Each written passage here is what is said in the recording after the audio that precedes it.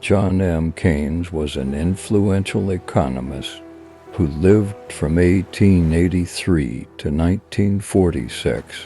He is best known for his ideas on macroeconomics and his influential book, The General Theory of Employment, Interest, and Money.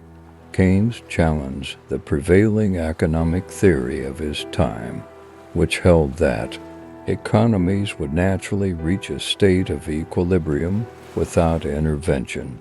Instead, he argued that government intervention was necessary to stabilize economies and prevent depressions.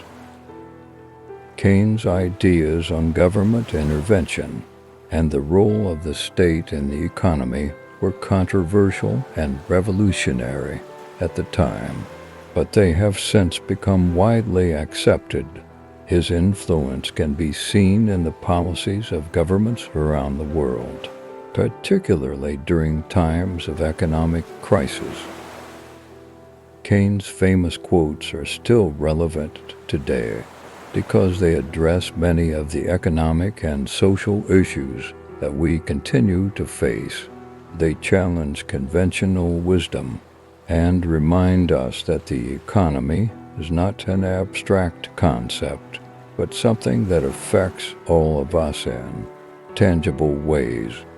Understanding Keynes' ideas and quotes can help us to better understand the economy and the role that governments can play in shaping it for the better. Let's look together at the quotes of John M. Keynes, who are so famous and capable of shaking the world in joy. In the long run, we are all dead. The difficulty lies not so much in developing new ideas as in escaping from old ones. Ideas shape the course of history. The market can stay irrational longer than you can stay solvent. When the facts change, I change my mind. What do you do, sir? The ideas of economists and political philosophers, both when they are right and when they are wrong, are more powerful than is commonly understood. The best way to destroy the capitalist system is to debauch the currency. Capitalism is the astounding belief that the wickedest of men will do the most wickedest of things for the greatest good of everyone. The importance of money flows from it, being a link between the present and the future. The social object of skilled investment should be to defeat the dark forces of time and ignorance which envelop our future. The avoidance of taxes is the only intellectual pursuit that still carries any reward. Practical men who believe themselves to be quite exempt from any intellectual influence are usually the slaves of some defunct economist. The boom, not the slump, is the right time for austerity at the Treasury. The power of vested interests is vastly exaggerated compared with the gradual encroachment of ideas. The difficulty lies not in the new ideas, but in escaping the old ones. It is ideas, not vested interests, which are dangerous for good or evil. Education, the inculcation of the incomprehensible into the indifferent by the incompetent.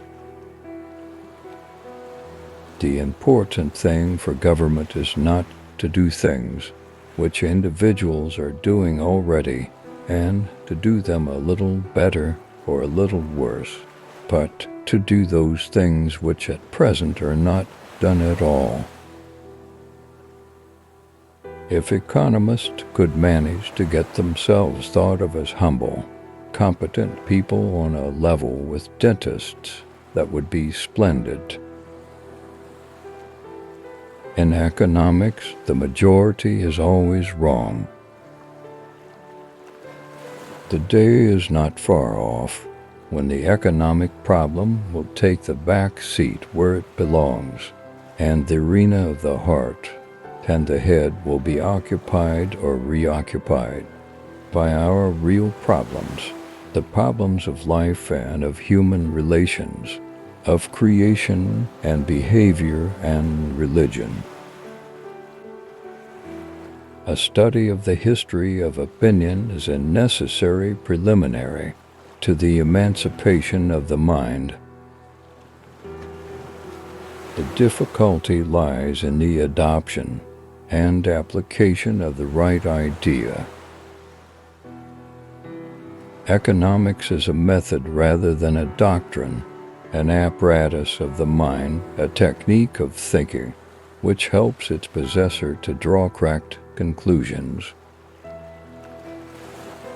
The decadent international but individualistic capitalism, in the hands of which we found ourselves after the war, is not a success, it is not intelligent, it is not beautiful, it is not just, it is not virtuous, and it doesn't deliver the goods. The master economist must possess a rare combination of gifts. He must be mathematician, historian, statesman, philosopher, in some degree. He must understand symbols and speak in words. He must contemplate the particular in terms of the general, and touch abstract and concrete in the same flight of thought. He must study the present in the light of the past. For the purposes of the future, no part of man's nature or his institutions must lie entirely outside his regard. The outstanding faults of the economic society in which we live are its failure to provide for full employment and its arbitrary and inequitable distribution of wealth and incomes. It is ideas, not vested interests, which are dangerous for good or evil. The difficulty lies not in the new ideas, but in escaping the old ones. The best minds are not in government. If any were, business would steal them away. The government should pay people to dig holes in the ground, and then fill them up. The avoidance of taxes is the only intellectual pursuit that carries any reward. For at least another 100 years we must pretend to ourselves and to every one that fair is foul and foul is fair, for foul is useful and fair is not. Avarice and usury and precaution must be our gods for a little longer still.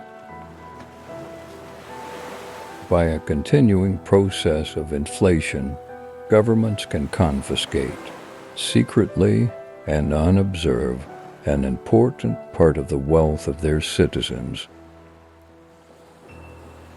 Ideas are more powerful than is commonly understood. Indeed, the world is ruled by little else. The social object of skilled investment should be to defeat the dark forces of time and ignorance which envelop our future. If you owe your bank £100, you have a problem, but if you owe $1 million, it has. In the long run, we are all dead. Economists set themselves to easy, to useless a task if in tempestuous seasons they can only tell us that when the storm is long past, the ocean is flat again. The market can remain irrational longer than you can remain solvent. Capitalism is the astounding belief that the most wickedest of men will do the most wickedest of things for the greatest good of everyone. The difficulty lies not so much in developing new ideas as in escaping from old ones. The madness of crowds is an extraordinary popular delusion. In the end, aggregate saving must equal aggregate investment. The importance of money flows from it, being a link between the present and the future. The government should not be in the business of picking winners and losers in the economy. The best way to predict your future is to create it. The problem with the world is not that there are too many rich people, but that there are too many poor people. Inflation is like alcoholism in that it relieves anxiety in the short run and leads to deeper problems in the long run. When the facts change, I change my mind. What do you do, sir? The ultimate resource is the human mind and its limitless potential. Thank you for watching. Don't forget to subscribe and like our video. Please share your opinion in the comments column.